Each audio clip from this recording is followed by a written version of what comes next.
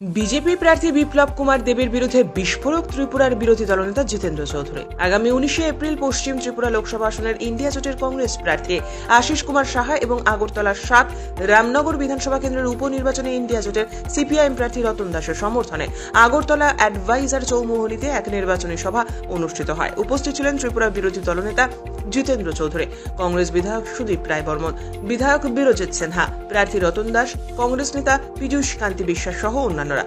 সভায় বক্তব্য রাখতে গিয়ে ত্রিপুরা বিরোধী দলনেতা জিতেন্দ্র চৌধুরী বলেন, প্রধানমন্ত্রী নরেন্দ্র মোদীর দেখানো পথে ত্রিপুরায় এগিয়ে চলেছে।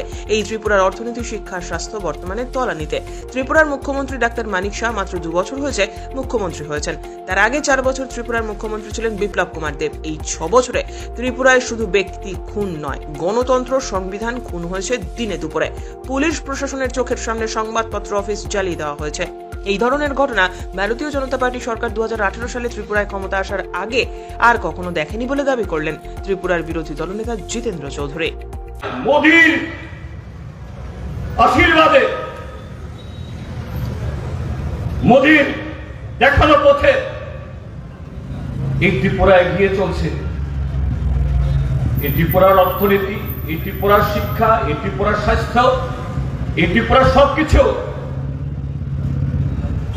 বন্ধুগণ, আমরা কি দেখেছি?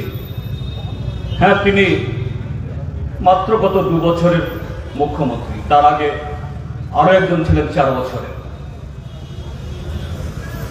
কিন্তু তিনি সেই 4 বছরের বেশিরভাগ সময়ে ছিলেন ত্রিপুরাজ্যের শাসক দল ভারতীয় জনতা পার্টির রাজ্যের সভাপতি পদের সভাপতির দল চালান,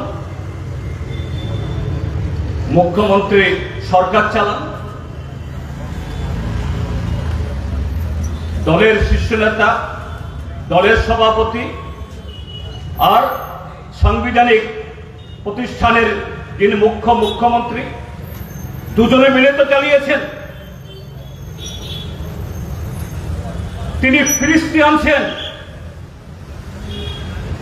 বামেদের আমলে, কংগ্রেসীদের আমলে। এত সমস্ত লোক খুন হয়েছে, তখন এরকম অনেক সংঘর্ষ হয়েছে। হ্যাঁ, হয়েছে।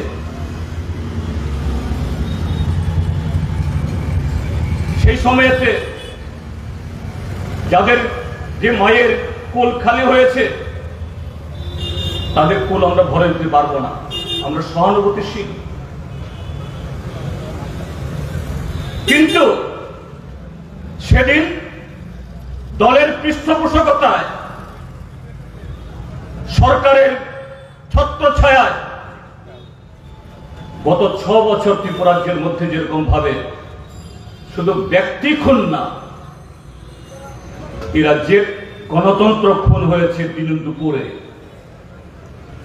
সংবিধান খুন হয়েছে দিন দুপুরে, বিরোধী দলের পার্টি অফিসগুলো জ্বালিয়ে দেওয়া হয়েছে দিন দুপুরে, প্রশাসনের চোখের সামনে সংবাদপত্রের অফিস জ্বালিয়ে দেওয়া হয়েছে। পুলিশের মহানির্দেশ, এই ডিজির অফিসের 1 মিনিট দূরত্বে, মুখ্যমন্ত্রীর সরকারি আবাসের 2 মিনিট দূরত্বে এই জাতীয় ঘটনা এই ত্রিপুরাজ্যের মধ্যে ভারতীয় জনতা পার্টির সরকার আসার আগে কোনোদিন হয়েছিল কি? দিন দুপুরে বুলডোজার দিয়ে বিরোধী দলের পার্টি অফিস ভেঙে দেওয়া, লুট করা হয়েছে কি? সংবিধান যখন অচল হয়, গণতন্ত্র যখন অচল হয়,